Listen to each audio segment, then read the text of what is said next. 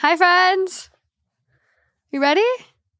I didn't know we're on. We're on. We're rolling. Wait, no, we're not, because you don't have the thing opened up. I forgot to flip it, but we're rolling. We are? I'm drinking my Rusted Peach. We can't hear you. You don't have your microphone.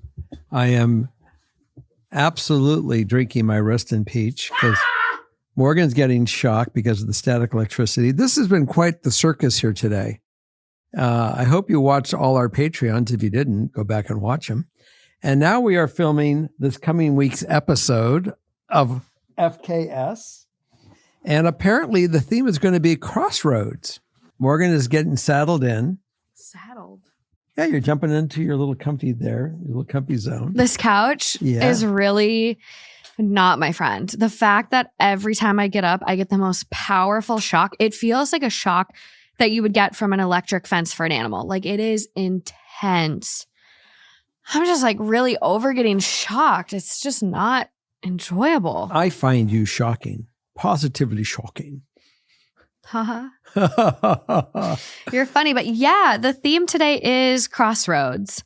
A lot of the stories we've come across recently have felt like this fork in the road. And I think we've done a theme in the past, like fork in the road, but it feels like, you know, they've tried things, they've tried therapy, they've, you know, worked on the relationship, and I just can't take this shit anymore. And what are we going to do about it?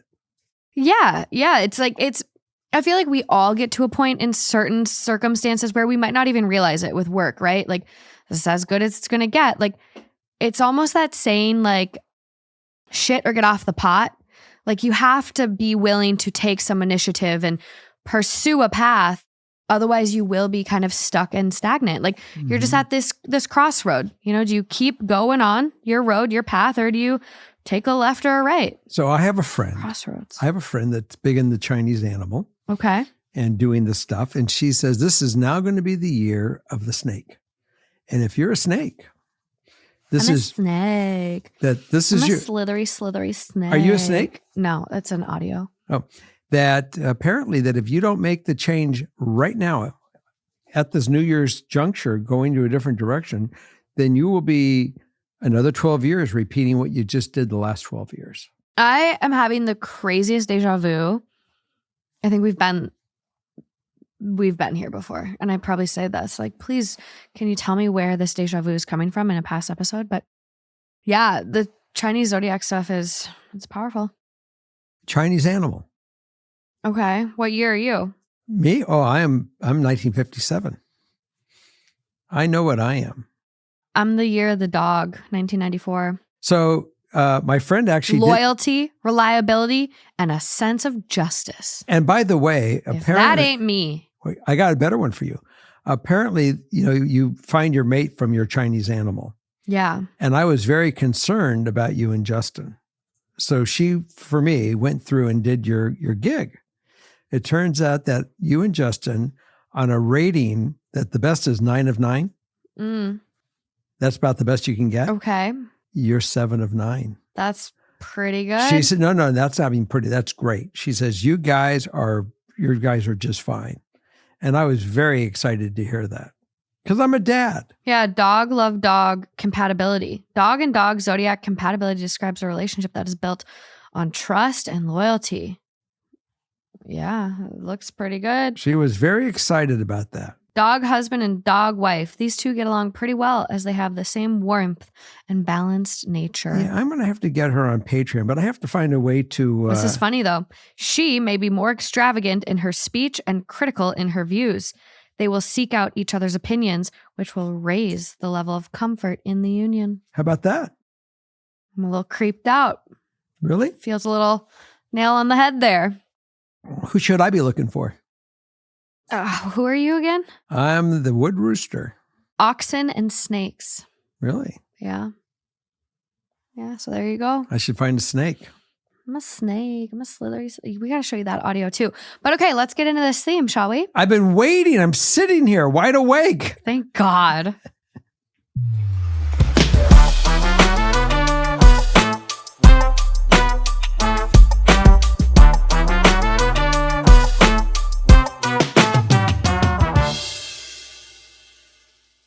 Are we ready to start?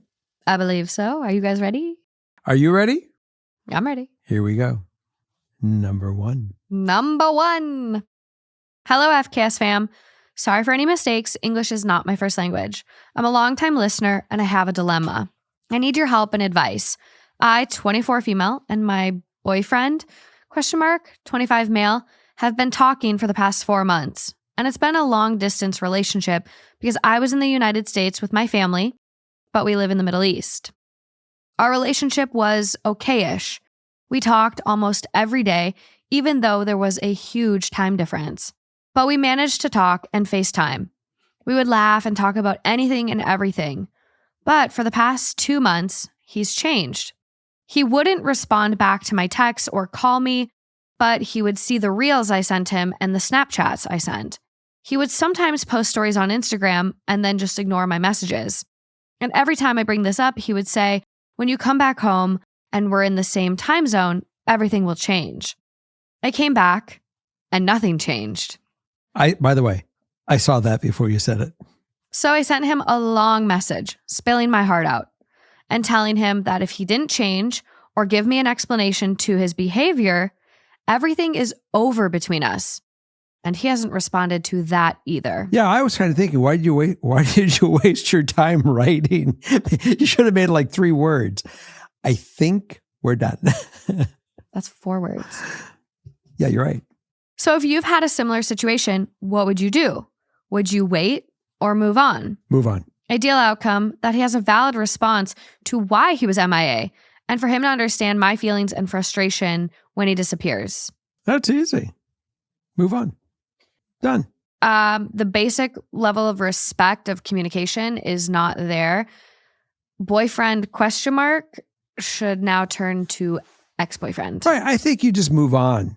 Yeah. I wouldn't even write any letters. I would just be done and move on with your life. And if he said, what happened? You say, hey, you ignored my things. You demonstrated what you thought our relationship was, and I've moved on. And honestly, I don't even know if his treatment would be do a response if he ever comes back. Like, he's ghosting you, and there's such disrespect there. Like, for talking for 4 months to then be ghosted, like, it wasn't after a couple dates and things got weird. Like, this was, I don't know. So I'm done. I don't think whatever the reason is matters. You know, whether he met someone else, whether he's just not interested. I don't think the reason matters. He didn't respect you. Right. He didn't communicate. You got to move on. And that can be hard. Like, some people really need closure. And what do you do if you never get it? You got the closure. This is it. We move on. Mm-hmm. Go find someone that's going to really pay attention to you and want to be with you and want it. That's what you want. You want the person that wants to show up, not the person who doesn't want to show up. Absolutely. And you know the difference. We don't even have to pretend. We know what the difference is. You will definitely know. Like, I've had boyfriends in the past that would disappear every weekend, and their excuse was, I'm up in Canada. I don't have great phone service. It's all the bullshit. You're in Canada, not Antarctica. And when you start dating someone, and for me, that person was Justin, that genuinely likes you, it's shocking. Like, you literally, I remember directly sitting down with a friend and being like, is this what it feels like when someone likes you? Mm-hmm. Like, you feel the difference. So don't be with people that don't even like you. Don't do it. I think we got that one covered. That's Crossroad. You're turning. You're gone. Move on down the road, baby. We're going to move to number 2. Number 2. How do you like those eyeballs of mine? Yeah, they got big there. How about that? Yeah, You're pretty digging good. it. You're digging it. It's something. Did you notice? Wait a minute. Did you notice in the last show where my keys were the whole time? No. You didn't see that? No, and then you were. It looked you like were a in the fucking comment. chastity belt. It was like here. And I looked like I was mortified. Oh my God, everyone's comments. I saw the comments and they were funny. All right, guys. We're rolling on number 2. Here we are. Hi, Jerry, Justin, and Morgan. I'm 2 months postpartum with my first child. Okay. How's it going? Congratulations. My husband went on a bachelor trip to Nashville. He went to a nude bar. He had lied to me about it. After, I even called him out on it because I had seen his location. I had only looked at his location because he had said he was heading back to the Airbnb, and I was making sure he made it back safely. He texted me back saying, sorry, my phone was charging. We were just at the bar. He continued to gaslight me, even when I sent him the location of it with an image attached to it. He and I have discussed many times beforehand that I am not a big fan of strip clubs. Don't get me wrong, I respect girls. I am just not a fan of my significant other spending money on a nude woman when he barely even spends money on his own wife. The reason why I am frustrated is because he had lied to me and he knows that I have severe trust issues. Not because of him, from my dad. My whole life, my dad has cheated on my mom. Even after he gets caught, he just continues to do it. Even with my mom losing weight, because he told her he never loved her or found her attractive. I've been going to therapy for postpartum depression, and I'm just really afraid that I'm going to be going through what my mom did and still does. Ideal outcome, just some actual fatherly advice. You're more of a dad to me than my actual dad.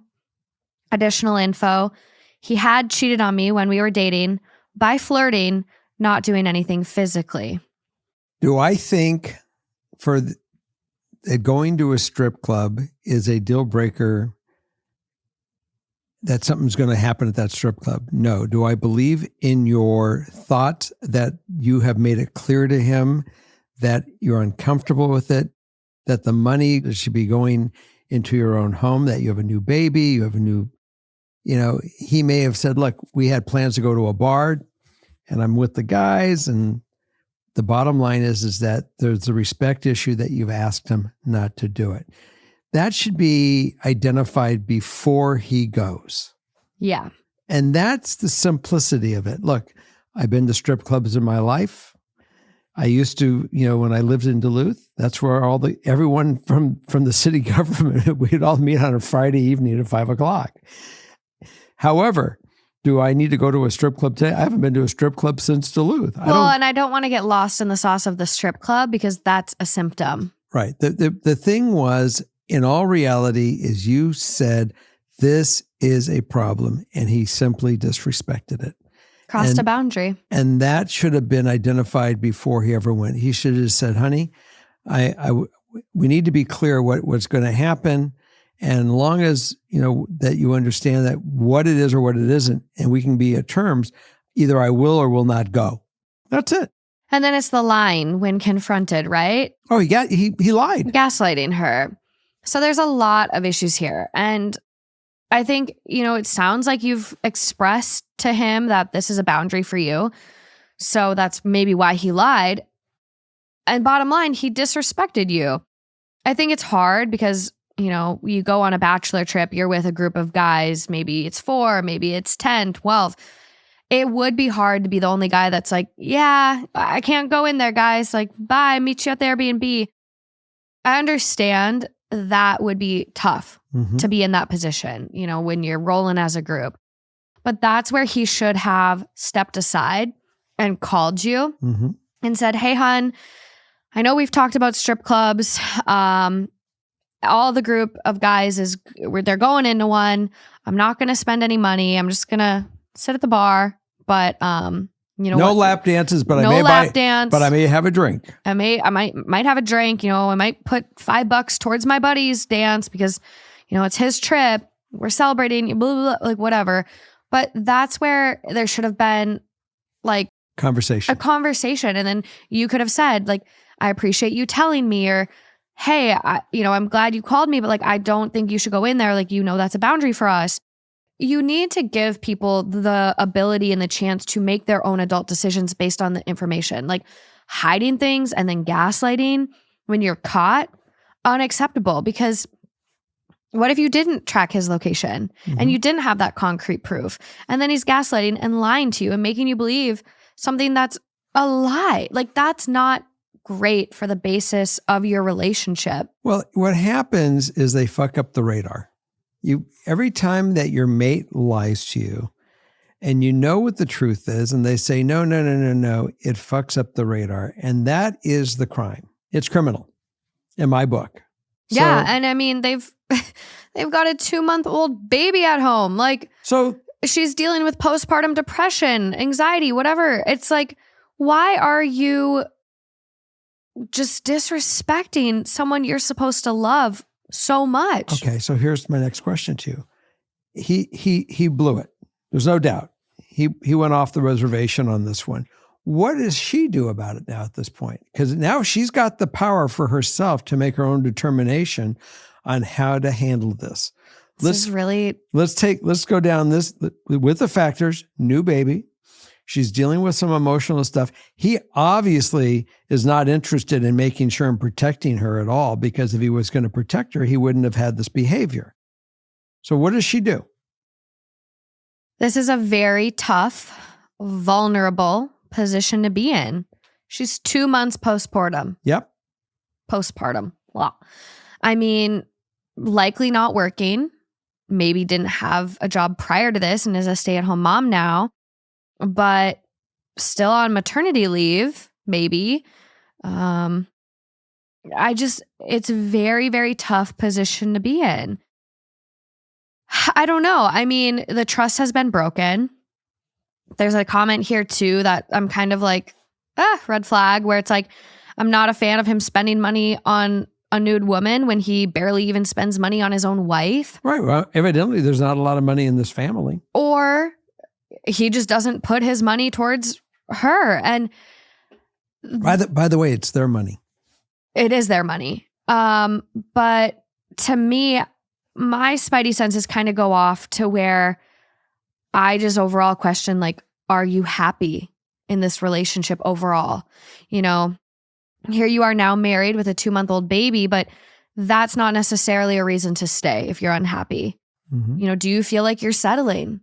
Do you feel like, you know, maybe you bide your time a little bit, get on your feet, make sure your baby's good, have the support while you're in these early stages of motherhood? But after that, do you start planning your exit? So this is interesting. You know, if you, she decides to say, I'm done. Yeah. And I'm out of here. And he goes back and he goes, I went to a strip club and she broke up with me. That's the problem. It's not the strip club though. Let me get there. That's what he's going to say. But no one else really gets the fact it's not the strip club. It's the fact that he totally disregarded what was important to her and disrespected what was fundamentally needed for her. Yeah. And that is what the reason is. So when someone says, I went to a strip club and they left me, the answer really is, I ignored something that she point blank asked me not to do, and I blew her off, and she wouldn't stand for it. And if he can't see that, that's the message. That's a problem on his part. In my head, like, I think everyone knows at this point, like, I love going to strip clubs. Like, it's very, I enjoy it. However, looking at this problem, this is a huge deal. It is like, a huge deal. If a strip club is your boundary in your relationship, this is a big deal. This isn't, I'm after work, I lied and I stopped and I got some food. Like, this is a big breach of trust and a boundary. So if she asks herself, like, am I happy?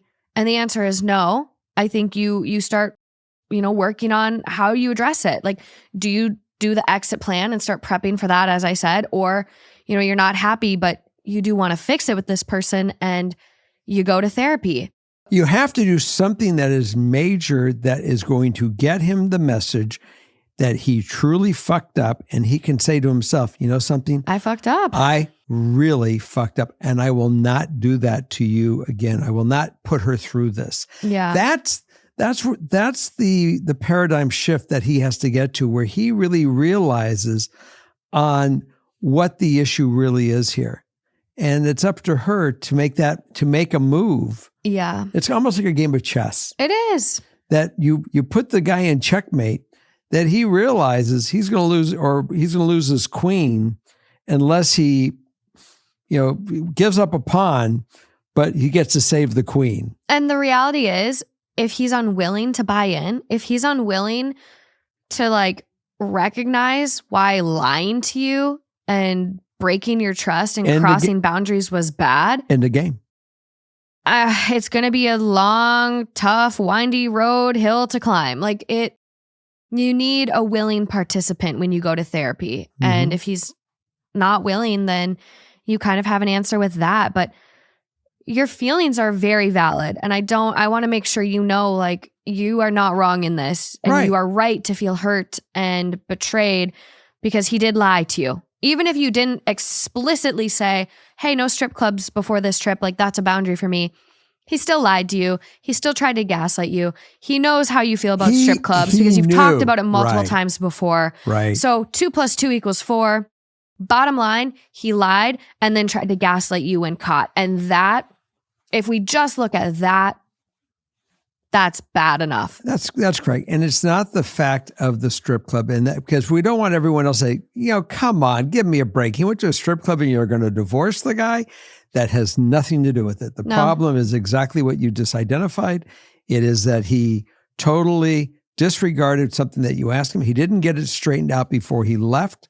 And that's what he should have done. I mean, I have a friend. I've told this story before on one of the shows a long time ago. His wife said, no strip clubs. He went in the strip club.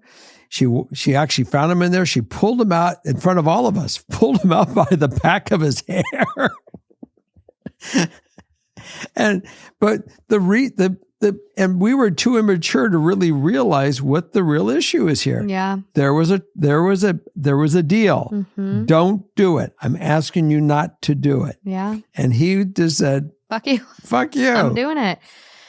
Yeah. And everyone, has to make the determination in their own relationships what they're willing to put up with and how many times they're willing to be disrespected. I mean, that's a word I've said quite a bit today with, these stories already and the Patreons that we had.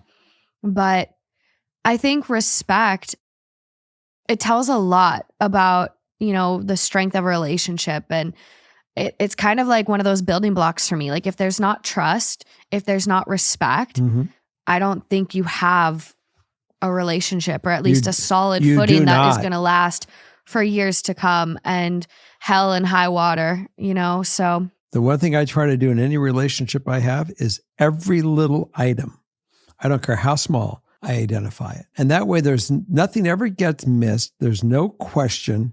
Sometimes I can be a pain in the ass because I drive such little things. Mm-hmm. But at the end of the day, I know one thing. There's 100% clarity. Yeah. And especially, I just want to touch on like the fact that you have had issues with your dad cheating on your mom. Like I know myself, like I watched my mom be with people that just did not deserve her. You just have to really know your worth and know what you're deserving of. And it's love, it's respect, it's kindness, empathy, and you will find it, but you have to know you're worth it. Absolutely. Okay. Keep us posted and congratulations on your little one. It will get better. Make sure you start building your village and having a circle of moms. I know there's some amazing postpartum groups you can get into in every community around the country. So look after yourself. Absolutely. We're going to move on to number 3. We are going on to number 3. Let's do it.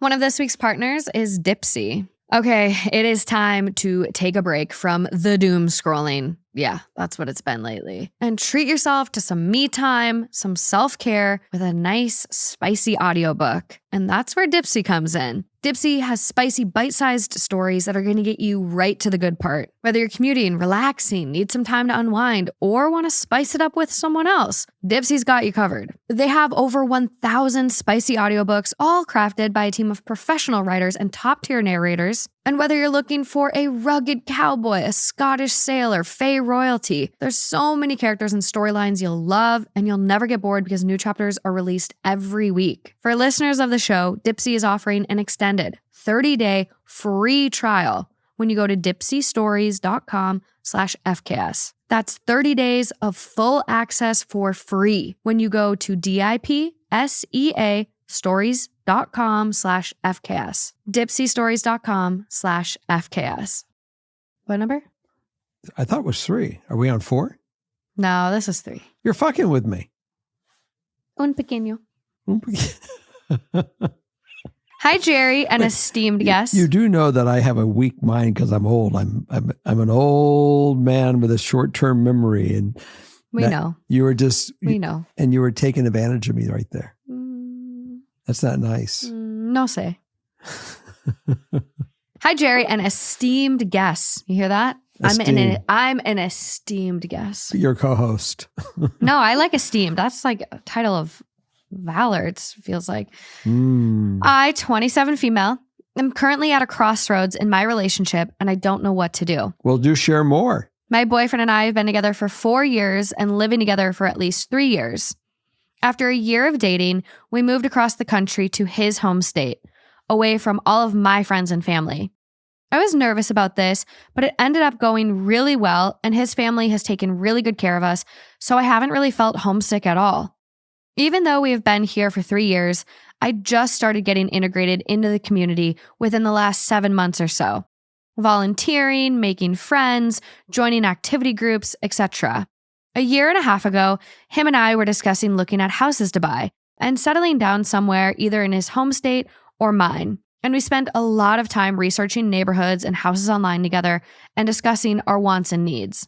One of my main life goals has been to own a home that I can remodel and customize to be my perfect home in a community that I enjoy and can get involved in. And since I'm not really a career-oriented person, my job goals are just whatever makes enough for me to live and save money for the house of my dreams. I absolutely hate having to move since it is stressful and difficult, and bouncing from one rental to the next where you can't customize anything and the properties have been poorly kept up has been wearing on me and is just not something I want to deal with anymore. I don't blame you. I would rather get a tooth extraction than have to move. I don't want to cope. I want to enjoy myself for once in a place that inspired me. Now on to the issue. Okay. My partner has gotten accepted into his dream job and has left for another state for training. This is a government job that involves moving from the U.S. to a foreign country every 2 years until he retires. Oh, this is screwed. This is going to kibosh your dream. I really want to be supportive of him and the fact he has gotten his dream job, but the toll it has already taken on me and the amount of sacrifice looming in my future is terrifying me. Since we are dating and not married, I get no benefits from him getting this job as spouses would and need due to the complicated nature of the job, which they want you to consider a lifestyle. I cannot afford to live in the areas he may be stationed in the US, and I'm not guaranteed to be able to go with him abroad. And if I do get to go, I would not be able to have a job, so I would be fully dependent on him. Not to mention, we have pets that would have to be placed in a plane, cargo, and then quarantine in a foreign country for several weeks. All of my hobby supplies would likely have to be left in the US, as well as any furniture. Before this job, he had mentioned marriage in passing, but we have never really talked about what that means to get married. And I haven't been in a rush since I thought it would be nice to have a house before getting married. I told him that I know he has mentioned not having to worry about not getting the benefits of a spouse because we would be married by then, but I told him I didn't want to be married just because it's convenient for his job. This was mentioned before he got accepted. Now that he has gotten the job, I feel like any type of marriage conversation is tarnished by it being done out of necessity and convenience for this job, and not because he thinks I am the love of his life. Now that he has the job, the logistics for me mean I am sacrificing everything about myself and that I want for his dream job. And I don't know if I can even commit, knowing I will likely be miserable in 3 more years when he gets sent to a foreign country. Please help me figure out what to do. I love him, but I feel like this job has completely uprooted our relationship like a ticking time bomb. I have a possibility of an answer. Do you want the ideal outcome first or after? You can give it to me. Ideal outcome: support my boyfriend's dream job without sacrificing my own dreams. That comes totally in alignment with my idea. Let's hear it. I have a daughter. Who would have guessed? And my daughter has had a lot of development over the past couple of years, partially because of the shows. And you guys. So anyways, my daughter decided that her and her man, they're going to get a house. And she got this house and she said, you know something? I'm going to make this house cool. And she went right at it the right way. She tore it apart. She got a architect. She got everything put in place, what she was going to do, came up with a plan. And probably I would say in the first time it was a year, but it could be done. Depends on how much you're really going to do. 3 to 6 months if you're not doing a major teardown. And as you go to these new communities, your job is to buy a home, turn it around, and then flip it when you leave. And you're doing flipping homes. You become a real estate developer on a small basis right off the bat. You've accomplished your goal. You might be doing more than one house. And as you're doing these, you're really making some money and you're having fun. You're creating, you're certainly creating, and you're proud of what you do. And then you let it go and you go to the next one. And the next one you say, you know something, I did this wrong on the first one. I'm going to make it better on the second one. Yeah, you do learn from your And I'm going to make it mistakes. better on the third one and the fourth one.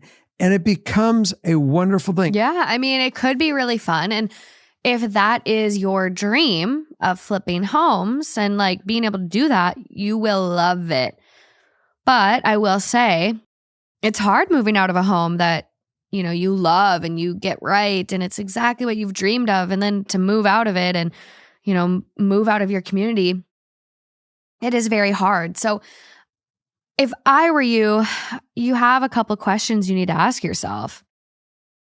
Do you love your partner? Do you want to do this? To move every couple of years? Because if your dream is, you don't really live to work, you just work to live, but you wouldn't be able to work in these other countries anyways, I would say that, yeah, maybe going and fixing these houses and making money on the equity that you put in or whatever, like that would be great. And you could also start documenting it, start a YouTube channel, start doing social media, because you could get brand deals, you could blow up, and then that's your whole life. And you're making thousands and thousands of dollars from posting your YouTube videos. Like there's possibilities. There's so much possibilities. But the thing is, like, you hate moving, and that is what your life would be with this job. And so, all the love in the world, that might not be it for you. You might want to stay in one community and flip one home and build your community and have your friends. And that is okay too. And you may find out if he's not your guy, you may find out another one. You do this for 2 or 3 or 4 years and he says, you know something, honey? I don't even like the job. I'm done with this stuff. Let's go nest. Let's go. You've had all this experience building these and doing these homes. You do such a beautiful job. Let's do our last one. Let's make ours. And then you can keep doing this as a business with other houses, but we'll have our home. And you are 27. Like, you're at this prime time right now where it's like you are in the space where you cannot put so much pressure on yourself and take this a little slower, right? Like, you could, buy the house now and, in 3 years when he leaves, see where you guys are at. Like, I'm a little confused on like the whole logistics of like he goes and gets stationed for 2 years and then he comes back, or like, are you constantly moving now? Like, it's like 2 years here in Germany, and then the next 2 years you're in the United Kingdom, and then in 2 more years you're in France. Like, I'm a little confused on the logistics, but if you've got a couple years until he does get stationed somewhere else, buy the home, but maybe look closer to your friends and family knowing that he's leaving. Maybe that's the compromise you make right now, but I think you don't have to put so much pressure to like, well, he got this job and I need to decide if we're breaking up or I'm going and blah, blah, blah. Like, it just got sorted. You're 27. Play it out. It's a shock, and it would feel very like heartbreaking to like have someone's job determine the course of your relationship. Wait a minute, you got to be realistic too. If this job is not going to work for you and this relocation stuff is not going to work, this is time when you get to part and say, I got out of this thing with a warning. I know. I got pulled over for a ticket. Not even a warning. Like, it's been a beautiful relationship. You've learned a lot. Right, it was a beautiful experience, and you're now more prepared to find your next person. Maybe. Your right person. Yeah, it's all discussions and choices. And this is the only one person that can make these choices and decisions is you. If this is your person and you feel this is your person, then maybe you give it a shot. But if you're questioning, I don't know if it even feels right. Like, we haven't really seriously talked about marriage, and now I don't want to get married because it would feel like it's forced. Can I say something? Then maybe you step back. if he's your person, it works. If he's not your person, it doesn't work because he's not your person. Yeah. And I would say I believe more that route, because I know a lot of people will say, hey, right person, wrong time. And I don't think you would get the right person at the wrong time. Like, if it's the right person, it'll work. I'm in that boat with you. Okay. So we're not going to roll on to number 4. But keep us posted. And if anyone's out there that's dealt with something similar, please chime in. I know we have a lot of military families in this community, and it feels really similar. Like I know there's a lot of families that get pushed around based on where their partner's getting stationed, and it's not really their choice. So please chime in for this listener. Another one of this week's partners is Hungry Root. When it comes to grocery shopping and meal planning, I've got this problem. I don't like it. I feel like I struggle with putting a healthy meal together from scratch. And I spend so much time in the grocery store going literally back and forth because I realize I forgot something in an aisle, and it's a vicious cycle. But Hungry Root has changed all of that. It is the easiest way to eat healthy. They take care of all the weekly grocery shopping and really cater meals to my taste, nutrition, preferences, and health goals. Justin is dairy-free. They have that option, as well as gut-friendly, gluten-free, anti-inflammatory. And if there's something that we don't like, we can easily change it out. And the best part, all of Hungry Root's recipes can be made in just 15 minutes or less. You're gonna love Hungry Root as much as I do. Take advantage of this exclusive offer. For a limited time, get 40% off your first box, plus get a free item in every box for life. Go to hungryroot.com/FKS. and use code FKS. That's hungryroot.com/FKS. Code FKS to get 40% off your first box and a free item of your choice for life. hungryroot.com/FKS. Code FKS. 4. Number 4. Hello, FKS family. I'm a 43-year-old female who has recently become an empty nester. You got rid of them. Did they take all their shit with them too? I have a daughter who is a senior in college and a daughter who is a freshman in college. I find myself having trouble letting go, especially with my youngest. Those babies are tough. Let's call her Penelope. Okay. We're all extremely close and have a good relationship, but I can see in myself I need to put in some boundaries. I find myself obsessively tracking Penelope's grades and trying to control her from afar. She is doing well academically, although the transition was tough, but I just need to let her be. I also find myself trying to control her social life. Example, she is in a long-term relationship and does not go out. She is an introvert, so is not into partying or anything social. She seems perfectly happy and content sitting in her dorm studying, crocheting, and playing video games. I feel like sometimes I force her to do things, such as join clubs, hang out with people, etc. But she's with Bonzo. She's with a guy.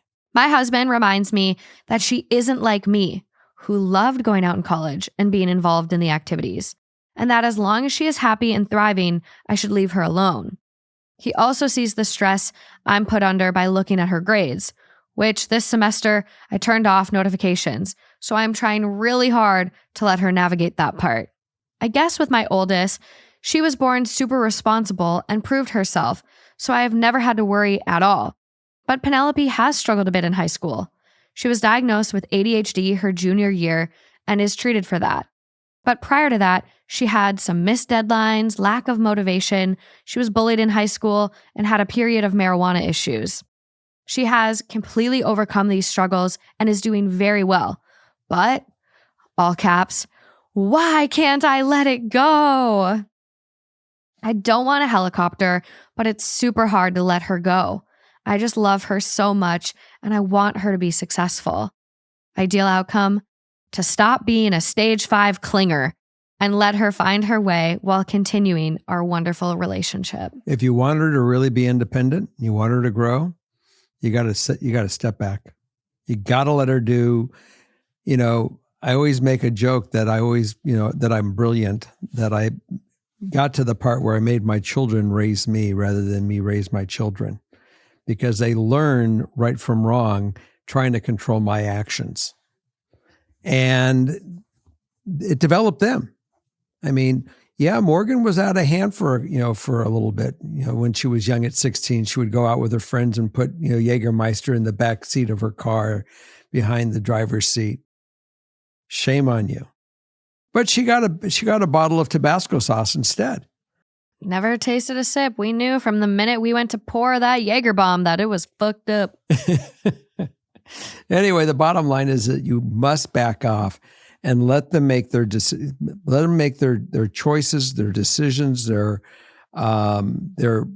errors and their successes. Mm-hmm. And they will rapidly make more successes and make you more proud the more you let back. So step back. Go worry about whatever else is in your life. Hang out with your husband. Guys, have your life. Go take up ballroom dancing. Take up swing dancing. Go take a vacation. Do the things that you guys need to do to work on your relationship and not worry about your kids. They'll be fine. They'll chime in. Yeah. They really do. I think so. And I'm looking at, my life and maybe how I would be as a parent. And I feel like I would be in your shoes. Like that line of transitioning of like, I need to know they're okay. I got to make sure they're okay, but also wanting them to go and do their own thing. But I would just kind of ask yourself too, like looking back at your life, was it mistake-free? Did you pass every class with an A+ and you never had to withdraw from chemistry 3 times because you just couldn't get it? Life is not perfect. We're meant to fail. We're gonna fail. Failure is what develops your character. Absolutely. So, don't put the pressure on her that it needs to be perfect. I think the best thing you can do, as you said, let go, as hard as it is, sign out of the account, don't even access it, don't creep, don't look, but just make sure she knows she's supported. She can always come to you. How do you see today and yesterday, your mom versus your dad? I think when it comes to college, you were both the same. You just let me do my thing. You would both have input. Like, I think you should try this. Joining the sorority was your big thing. You really wanted me to try the sorority. And I think that was a great experience. And I might not have tried it if you didn't, initiate that. So I always feel like you can make suggestions to your kids, but then going beyond that and trying to force it, like, no, you need to join a club. That I don't think works. I didn't helicopter you. I didn't monitor and you didn't force me. You made the suggestion of you should try a sorority. I think it'd be a great way to make friends. Try it. And I then got to make the choice. And, if this is her first semester in college, first semester's hard. I went home so much. I went home a lot. She cried. She didn't want to be at school. I wanted to transfer. I didn't want to be there. And, maybe she's just kind of like getting her groove with school and then she'll branch out because she's a freshman, by the way. It's freshman. Like, this is so fresh because it is important to have friends. When you think about moving out of the dorms and maybe you get a roommate, like, you do need friends. And if she ever broke up with her boyfriend, then where does she fall?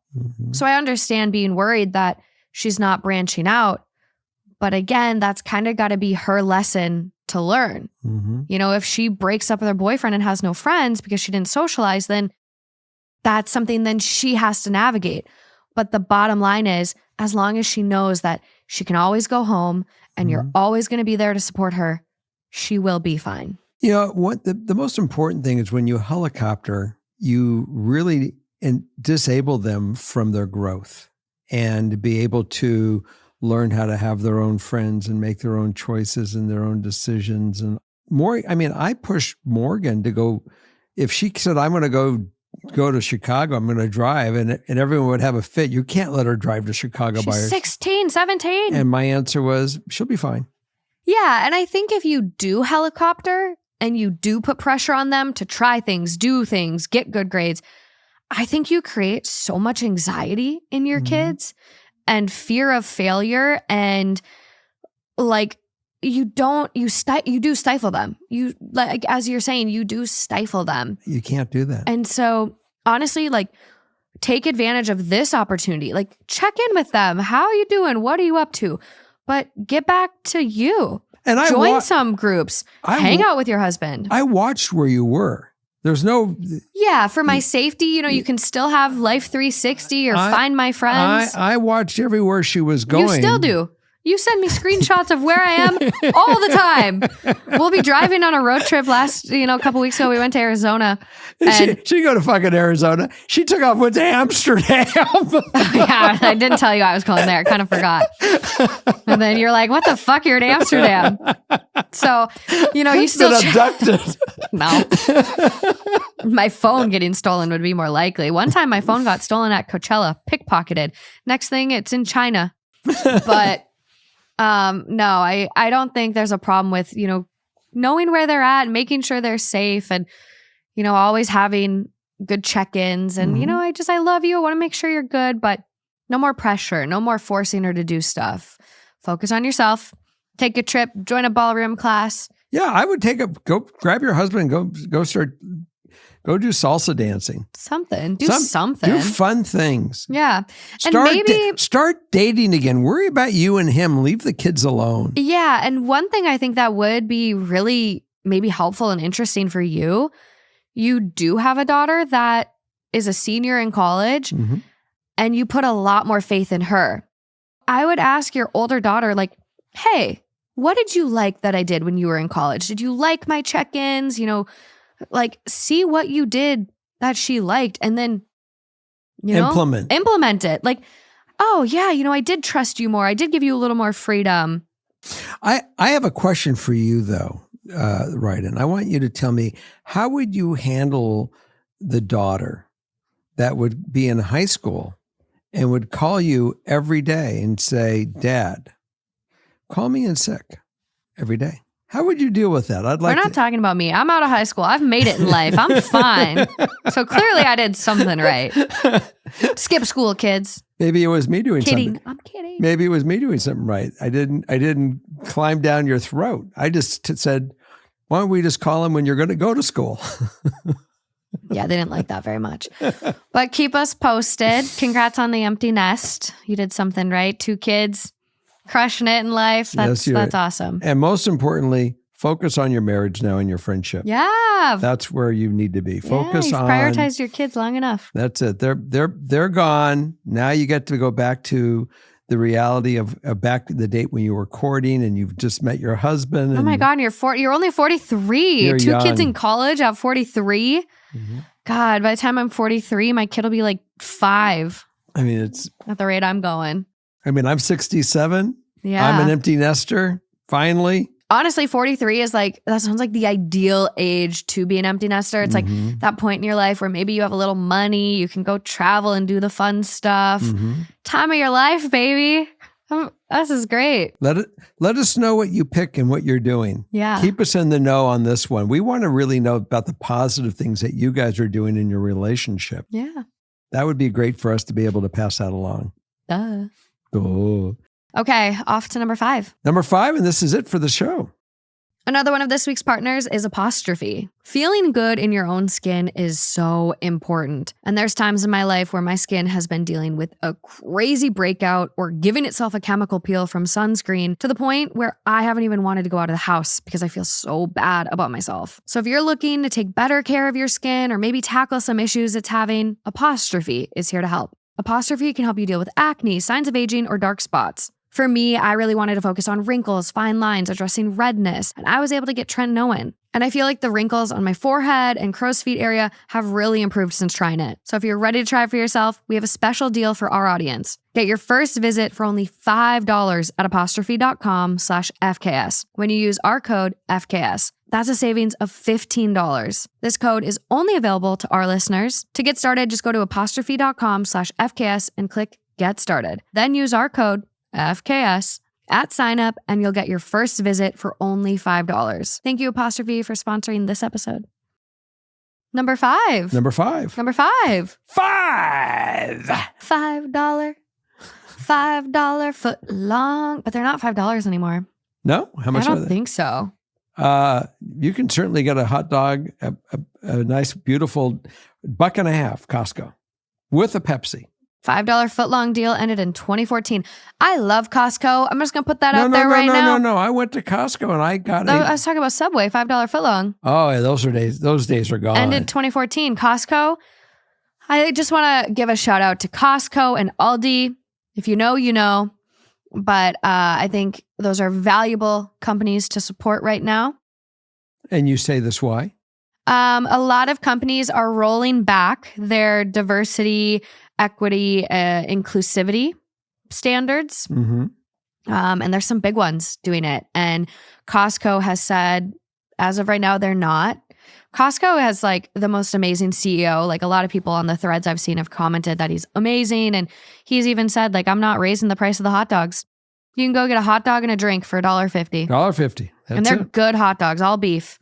And they've got some good chicken sandwiches now. The custard is By the fire. way, you know what I had the other day? Costco hot dog. I did. I had a craving. I think we should go get one after this. Really? That sounds really good. Yeah, we can do that because I have to go to Costco. There we go. Let's get these stories done. Let's go. One more. Let's knock it out. We're on number 5. Hi, THT and FKS family.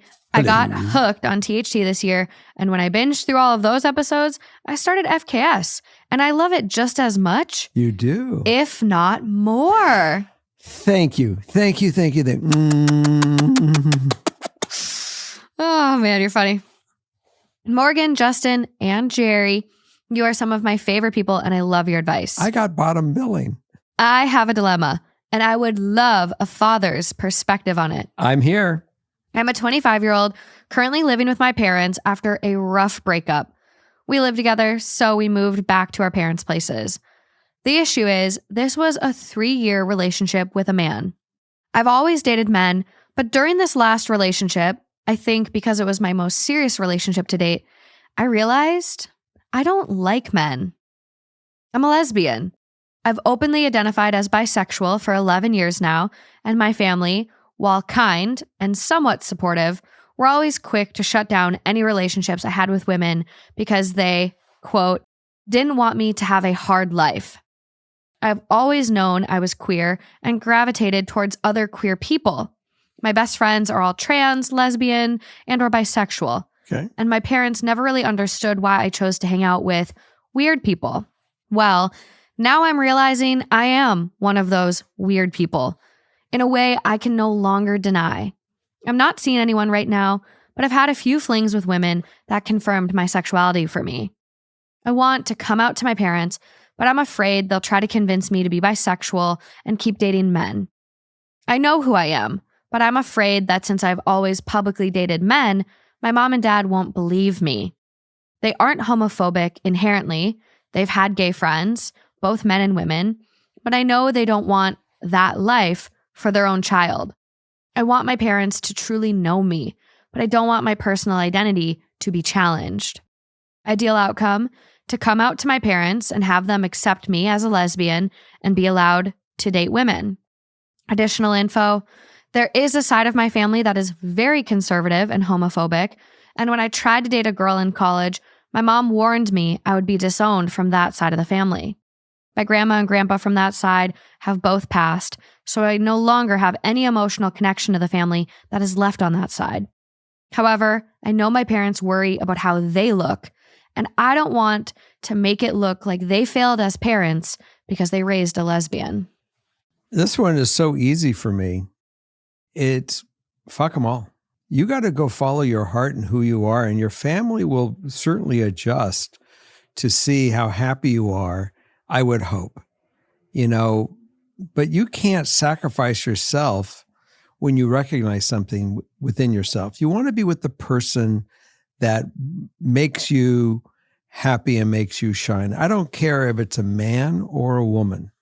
Whatever, we live in a world today, and yeah, we had some crazy elections and some crazy bullshit going on, but the bottom line is we are too far advanced as a society not to just accept what you are. I mean, I have too many friends. My sister is gay. She is married to a wonderful woman. There's a 20-year age difference.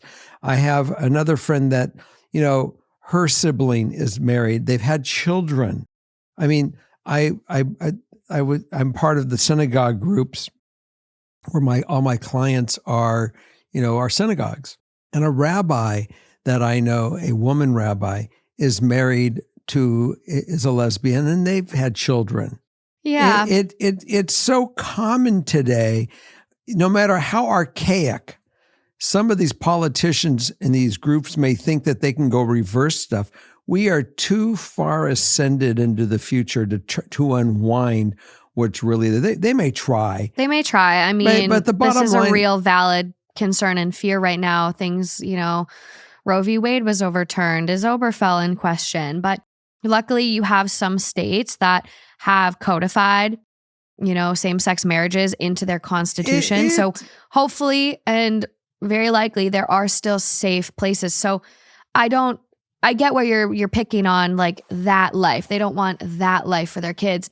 But with modern times and the technology we have, you're not really denied anything. Where you are right now is that you are definitely branded yourself as a lesbian. You're committed that you want to find a woman. And all you want to do is be happy. Yeah. And you're not, what are you denying? The fact that they don't think you're going to have grandchildren? You can have grandchildren all you want. Well, and here's the thing. So I actually had a conversation with a friend of mine that's gay. Literally like 2 days ago, we were talking about this. And I don't think a lot of people's parents who are upset that they're gay even recognize, even if they were with, the opposite sex and tried to have kids, you don't know if straight couples are going to be able to have kids. Straight couples might have to use IVF. So there's no guarantee that if they were with a man that they would have the normal, easy, air quotes, easy life that her parents are envisioning. With technology nowadays, she could still harvest her egg and have a biological child. There's so much technology now where it's love who you want to fucking love. And if you want kids, there's paths to having kids. If you don't want kids, there you go. You just got to be with who you want to be with. Quit denying who you are. And I read the line here where it was the ideal outcome, right? To come out to my parents and have them accept me as a lesbian and be allowed to date women. You're 25. You date whoever the hell you want. Date who you want.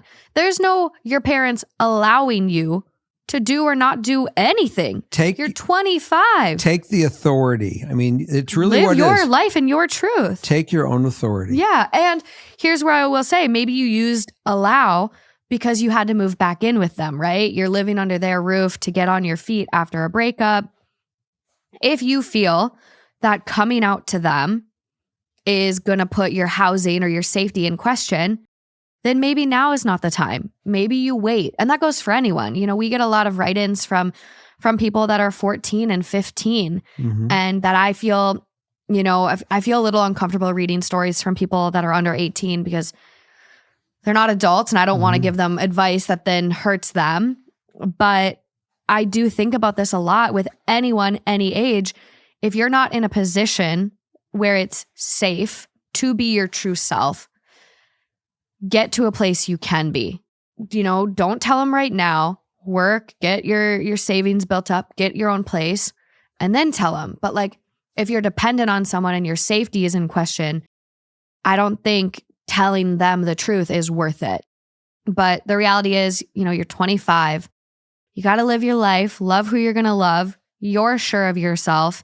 And they're going to love you at the end of the day, regardless, I would think. They understand you're bisexual. And what's to say, even if you were bisexual, that you didn't end up with a woman? I mean, it doesn't change much. You got to be you.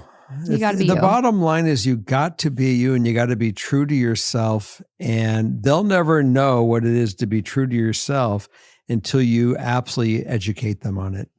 And that's the important lesson here. They can grow, they can learn. They may not like it, but they might, at the end of the day, finally get it and get who you are. And I've always believed the truth will always set you free, no matter what it is. But some people say I live in la la land. No, I mean, the reality is there are crazy people out there. And I will say, be proud of who you are.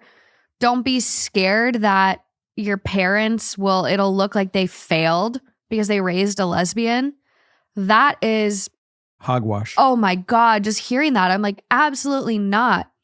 I think the scale, if your parents raised a good person, it's like, my kid is kind and, is driven and doesn't murder people. Like, I think and even if a parent raised a murderer, like sometimes that's just on genetics, brain makeup. Like, I'm trying to compute how you would get there. And I understand, there's a lot of complex feelings and, inner turmoil maybe with coming out. Again, was talking to a friend and we were analyzing a podcast episode we recently saw. And she was like, yeah, that person is, maybe dealing with some internalized homophobia and not really realizing that what they said is like kind of a projection of that. So just be you and love who you're going to love. And, if they accept it, then good. They deserve to be in your court, in your circle. We do live in a world today that is much more open to be open about your homosexuality. Depending on where you live, we live in LA. I'm just saying, as a rule, the world is much more knowledgeable. But I mean, back when I was a kid, it was just worse. Oh, it was. The 80s. 70s were very rough, yeah. in California, homosexuality has been around forever. Milk made big progress here in California, so yeah. But we may not have come far enough, but we've certainly come a long way. Yeah. Keep us posted how it goes. I've got a little surprise number 6 for us. Do you really? I do. Oh man, you are really kicking them tonight. I'm crushing it today between this and Patreon. We've done we're going to be like at 11 stories. I'm crushing it. All right. Okay. This last one for us. The grand finale. Boop, boop.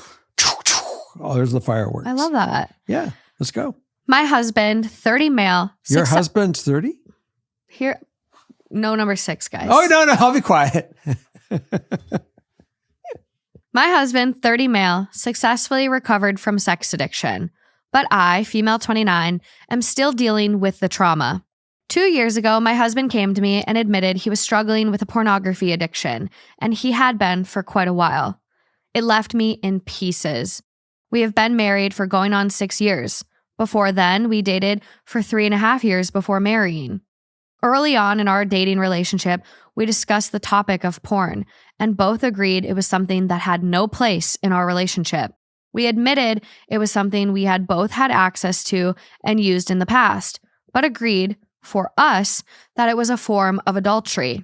It never really came up again. We had a great relationship built on solid trust, so I never worried. Fast forward to D-Day, 2 years ago when my husband admitted his addiction. Although upset, I kept my mind and heart open during his confession. I empathize that addiction is a real health issue and that I love this man so much that I was willing to work with him to salvage our marriage, as long as he tried to do the same and work towards sobriety. I heard him out and I asked he reach out to our pastor or a close friend for accountability. I couldn't bear this truth on my own. He immediately set up a time with our pastor and they had a great conversation. This is not always the case in Christianity, as sex addiction and porn is a very sensitive topic. Our pastor supported my husband and helped him find a specialized therapist. He started a 12-step program for sex addicts paired with therapy. We did marriage counseling for half a year after he was able to stay sober for half a year since confessing to me. We were on the road to recovery. I did my own betrayal therapy and was told not to make a hasty decision, give it time. In Christianity, adultery is one of the few green lights for divorce, so I felt supported being given the option, although I need no one's permission, in therapy and from our pastor. For my peace of mind and to help us both heal and stay healthy, our therapist coordinated a full disclosure of his addiction. Essentially a summary of all the details of his addiction, how long he struggled with it, if it was just porn or other acts. It did go beyond porn, but no physical cheating. He took his time and produced an 8-page disclosure that covered over half his lifespan sparing no details so I could understand how far his addiction went and to prove he was working to be open and honest with me. It was a bitch to go through. I had over 8 years of lies and secrets divulged to me in a 2-hour session. I felt so hurt and stupid as he had lied to my face countless times about where he was or what he was doing over the years. I've never felt so much pain in my life.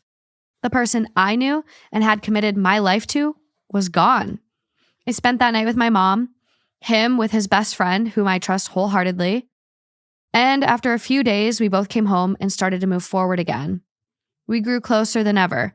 He has stayed sober, going on 2 years now, with 0 slips. He no longer video games, as that was often an activity he spent an unhealthy amount of time on that often led to acting out in his addiction. We have a beautiful baby girl now. I'm so happy for him, and I'm so happy he is the man he has always wanted to be for himself and for me. However, I am still really struggling with the pain and hurt. Why did he have to drag me into this in the first place? I have resentment towards him for putting me through it all, and I have PTSD and a hard time believing him when he tells me he's okay and sober. I still feel so insecure about myself and my worth for the first time in my life. I was told it may take several years for myself to fully heal, but part of me still likes to think about what if I had left when he came out of everything. I love him, but it's a different love now. I'm left reeling in my trauma at times, and I'm not sure how to move on myself. I guess I need advice on if it's possible to move forward or if I should still think about divorce. Ideal outcome: I'm able to fully heal and move on with the man my husband has become and forget the pain he has caused me in the past. Additional info: he has never shied from taking accountability and validates me when we talk about it all and how I'm feeling.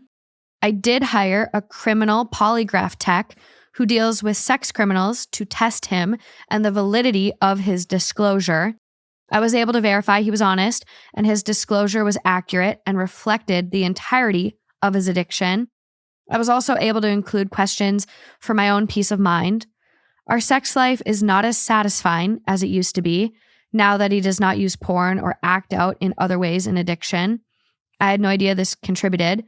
He does not last very long in bed despite edging and sensitivity-reducing condoms. It's a thrilling 1 to 2 minutes max compared to previously 10 plus minutes of good sex. He does always try to satisfy me in addition, which I appreciate, but I'd be lying if I said I didn't miss it. I'm the breadwinner, and I have no issues providing for myself or our daughter if needed. He makes good money too and could be on his own. He is the best dad to her and has worked so hard to step up in other areas of our relationship that he was lacking in due to trying to juggle his addiction. We are not perfect, but we are both trying to do better. You know, this is all a choice on you to accept what you want for your life. I mean, he's obviously making a lot of effort to be the man that you want him to be. Mm-hmm. As far as the sexual issues that you're having, far as his ability to hold his orgasm back and to be a more involved lover, there's urologists out there that can help you with some of this stuff. There's so many things from studies from Harvard that I'm seeing online that there are. I mean, there are quite literally sex therapists. Yeah. Like you could go to sex therapy. Yeah. And they make it very comfortable.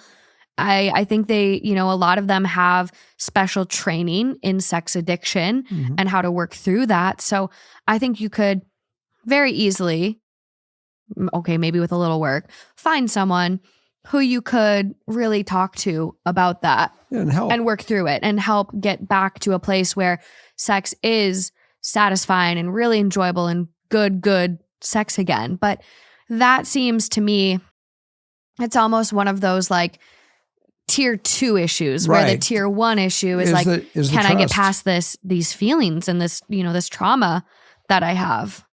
And that the only one that can get you through that is you, and maybe getting some additional assistance. I agree. Like, what you went through, the lying and the covering up and, crossing of boundaries for 8 years, that would be really, really tough. Mm-hmm. It's interesting when you guys were first dating that he was so hard against pornography when it was something he was already using. Obviously, it's probably something you've unpacked, but I think we all kind of have experienced this in relationships where early on, someone will tell us something that they know we want to hear just so they can keep going forward with us. And that's what that felt like. And then he got really deep in it, obviously. And that does not make it right. You know, he had ample opportunity to come clean. But the bottom line is he is going above and beyond to make up for the hurt and to get back to a good place and stay, you know, sober, as you call it, and refrain from this activity. So it's kind of on you now. And as you said, can you get past it? You've done a lot of therapy. You know, the next step might be a trial separation. Yeah, because you can't keep living life this way. If you can't accept it and you can't move on and you've tried everything, then really you have to move on with your life, and because it's going to be consistently draining for both of you. For both of you. And that's not fair to you. And that turns into not bitterness. Fair to him, resentment. Yeah. I talked about this on Patreon a little bit, but Ben Stiller just got back together with his wife, and I'm just gonna Google the news headline I saw. Ben Stiller shares insight into years-long separation from wife Christine Taylor. And so they had been married for years and years and years, and they decided to separate in 2017. Mm-hmm. They were doing their own thing. COVID hit, and they ended up moving back in together. And maybe that was, you know, because of their kids and it was just easier and safer and whatever, but they moved back in together. And then officially in 2022, they decided to reconcile and all of that. So the kids came home, found mom and dad back in bed. You know, I don't know the exact specifics Mom and dad, what are this, you doing? But he did have to win his wife back. It wasn't, you know, an easy feat, but yeah, they tied the knot in 2000, had 2 children together. So 2017, they were married 17 years and decided to separate because that was what was best. And I saw one of the quotes in an article where he needed to figure out who he was apart from her. And, you know, maybe that's where you're at. Maybe you need to separate. You guys, you know, as you said, you both have the means to do so, and just see, like, am I staying with him because it's what's comfortable and what I've known, or is there enough love there to get past all the hurt? And do I miss him? Do I want to work on this? Because it is going to be work. It's going to be tough. Both of them have to have that thought. They both have to have it. And maybe that's where he's at too. Maybe he's at a point now where he's like, I've been sober for 2 years. I've tried and I've really gone through therapy, a full disclosure, a polygraph test. I don't know if I can keep doing this. You know, we don't have his side, but maybe it's there already. So I would sit down and have a really big heart to heart and kind of come up with like a plan of like, I'm still dealing with this hurt. Do we go back to couples therapy if you're not in it? Or do we trial a separation and see if, you know, we miss what we have and our love is enough to get past it? Yeah, I always do believe that if you take a pause, something comes out of it. Yeah. And you might realize like, oh my God, this is my person. I can get past this. Or you might realize, you know, I would like a clean start with someone. Like, I'm happy co-parenting with him. I love him and I'll always have love for him and want him to be a friend and a good co-parent, but it's not enough. And you're going to have to really recognize the fact that when you make this determination, really you're making the determination, am I going to be happier by myself? Because you're really starting to be by yourself. You're not really thinking that you're going to come out of this thing and, you know, the next guy you meet, he's the guy. You're going to have to really work on just being happy on your own. And then whoever comes in your life fulfills and embellishes that moment. But you got to be happy again, starting by yourself. Exactly. Well, guys, that's the show. That's the show. It's a wrap. It's a wrap. We're having a wrap party. Morgan and I are going to wrap at Costco. I know. I'm really excited for that hot dog. Okay. Good night, everybody. We'll see you at Patreon. Come over to Patreon. How good were the stories I picked? You picked great stories. Come I over. know. And by the way, come check us out for our group tea. Mm-hmm. It's a great place to meet each other, have great conversations. We do need to come up with a little different structure for group tea so we can keep things moving. We're going to do things a little bit different. Your group tea, you're going to host on your own, and then I'm going to do mine a little after you start and do yours. Okay. So it's going to be really good. But yeah, you'll definitely, if you join on the Father Knows group tea, you're going to start getting separate links to really chat with Dad. So it'll be good. But group tea is so fun. I mean, we really get to connect with you guys. We did tarot reading for our first one in January. For the second one, we're going to read Reddit stories and chat. So it's something different every month. You guys kind of get to vote on it and make it what we want, but it's really special. And since Dad's going to have his own group tea, he might bring a friend or two of his own and have them join and have some fun. Yeah, we'll see what he does. Because I do have some crazy people. That you do. So we'll see you later. And thanks so much for tuning in and being part of our family. Thank you, guys. It means the absolute world to us. Be sure to like, subscribe. A lot of you are not subscribed, so do that. And leave a comment, even if it's a positive comment. Love the app, love the stories, love the theme. Or if you have some theme ideas, we'd love to see that. Always aim to please. And I can't wait to Manscape. Oh my God. Really? I don't know where this is going. I'm scared. Let's just end it here. No. Ah! Manscape has been a sponsor. They have sent me different. They sent me a mower deck, and I actually the mower deck. I actually broke out the mower deck, and I have a story to talk about. So I'm going to bring the devices in and really show you what you shouldn't do. I don't know if we're going to do that because we want to stay monetized on YouTube, but. Thank you guys, and until next time. Bye, everybody.